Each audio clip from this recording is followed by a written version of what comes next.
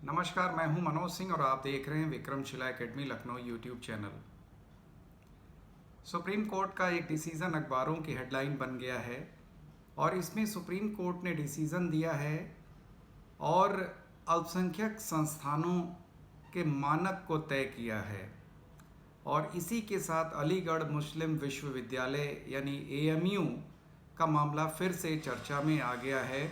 अलीगढ़ मुस्लिम विश्वविद्यालय अक्सर चर्चा में रहता है, कभी अपने SC/ST का रिजर्वेशन न मिलने को लेकर के, कभी अपने धार्मिक मान्यताओं को लेकर के। ये विवाद अलीगढ़ मुस्लिम विश्वविद्यालय के साथ पहले से ही जुड़ा हुआ है।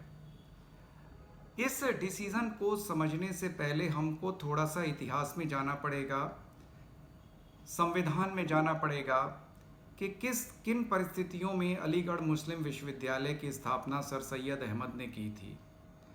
और उसके बाद जब देश आज़ाद हुआ, हमारा नया संविधान बना, तो अल्पसंख्यकों के लिए किस प्रकार से व्यवस्था हमारे संविधान में की गई थी। तो सबसे पहले हम लोग जान लेते हैं कि आखिर अलीगढ़ मुस्लिम विश्वविद्यालय का इतिहास क्या है। पहले से ही ये विश्वविद्यालय नहीं था। सर सैयद अहमद मुसलमानों के बड़े नेता थे, प्रोग्रेसिव विचारधारा के थे और सामान्यतः अंग्रेजी शासन के बाद जो मुस्लिम नेतृत्व था वो अपनी मजहबी शिक्षा या इस्लामिक शिक्षा पर ही टिका हुआ था और समाज की मुख्य धारा से जो अंग्रेजी शासन व्यवस्था आई थी मुग़ल शासन के बाद, उसमें वो ढल नहीं पा रहा था और जो अंग्रेजी व्यवस्था थी उसमें वो मुख्य धारा से कटता जा रहा था और मुस्लिम समाज लगातार पिछड़ता जा रहा था। सर सैयद अहमद ने इस चीज़ को समझा, मुसलमानों की इस पिछड़ेपन को उन्होंने समझा, उनकी शिक्षा की कमी को समझा और उन्होंने एक नई विचारधारा को जन्म दिया कि मुसलमानों के लिए मजहबी शिक्षा के साथ साथ मॉडर्न एजुकेशन भी ज़रूरी है, अंग्रेजी शिक्षा भी ज़रूरी है। और इसी को पूरा करने के लिए अलीगढ़ एंग्लो स्कूल की उन्होंने स्थापना करी, जो बाद में AMU के रूप में अलीगढ़ मुस्लिम विश्वविद्यालय के रूप में सामने आया। इसमें मजहबी शिक्षा के साथ साथ अंग्रेजी शिक्षा, मॉडर्न शिक्षा भी दी जाती थी। तो ये तो था कि किन स्थितियों में सर सैयद अहमद ने AMU की स्थापना की थी। देश आज़ाद हुआ, 1950 में नया संविधान हमारा लागू हुआ और उस संविधान में जो फंडामेंटल राइट्स थे उसमें अल्पसंख्यकों पर विशेष ध्यान दिया गया। आर्टिकल 30 में जो भाषाई और धार्मिक आधार पर जो अल्पसंख्यक समुदाय था, यानी भाषा के आधार पर या धर्म के आधार पर जो माइनॉरिटीज़ थीं, उनको संविधान ने फंडामेंटल राइट दिया कि वे अपनी रुचि की शिक्षण संस्था की स्थापना कर सकते हैं और उनके प्रशासन का भी अधिकार उन माइनॉरिटीज़ को दिया गया। अब इसी आधार पर AMU को भी रखा गया कि AMU जो है वो धार्मिक अल्पसंख्यक मुस्लिमों के द्वारा स्थापित संस्था है, लेकिन उसके बाद से ही इस पर समय समय पर विवाद हुआ। इसके प्रशासन को लेकर के विवाद हुआ, तमाम मुकदमे इसको लेकर के किए गए कि भाई अलीगढ़ मुस्लिम विश्वविद्यालय अब केंद्रीय विश्वविद्यालय हो गया है और सरकार से वो पैसा लेता है। तो अगर सरकार से वो पैसा लेता है तो उसके प्रशासन में सरकार की हिस्सेदारी होनी चाहिए या जो उनकी रिजर्वेशन पॉलिसी है SC/ST वगैरह की वो उन्हें देनी चाहिए।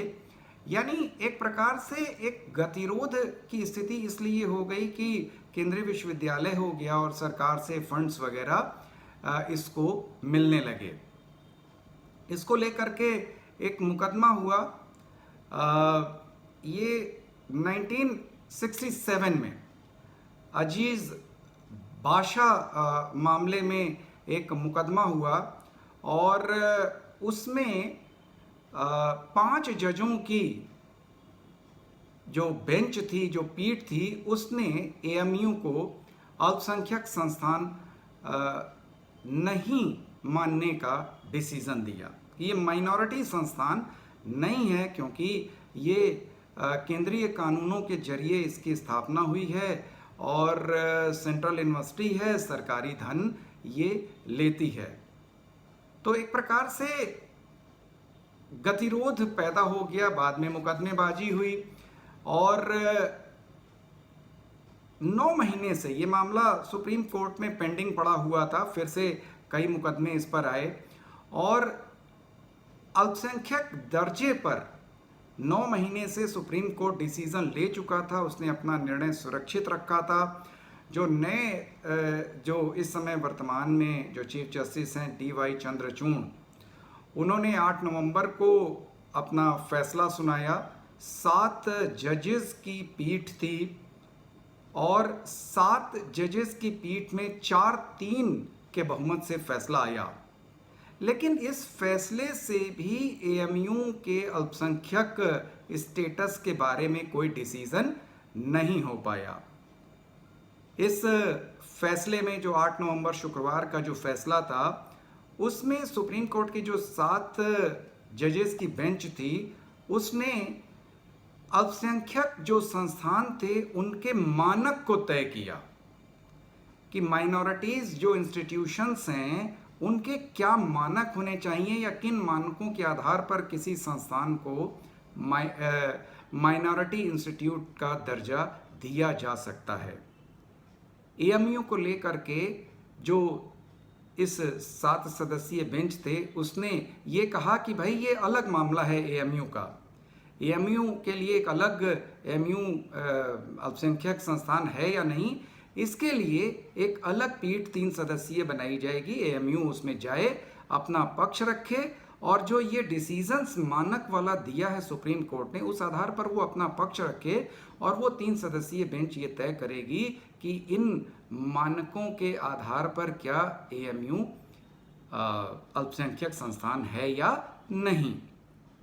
हाँ, एक महत्वपूर्ण डिसीजन जो अजीज बादशाह वाला जो 1967 वाला था, उसको निरस्त कर दिया सुप्रीम कोर्ट की 7 जजेस की पीठ ने कि भाई जब मानक अब तय हो गए हैं तो वो पुराना जो डिसीजन है उसको रद्द कर दिया जाता है।